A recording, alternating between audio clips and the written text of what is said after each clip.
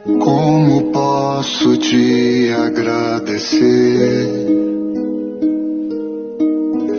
por tantos benefícios que vivi? Tomarei teu cálice de salvação e darei a outros o que recebi. Glorificarei teu nome, ó Deus. Farei tua vontade, pois o Senhor me escolheu. Serei sempre uma fonte a jorrar. Eu te exaltarei enquanto eu respirar.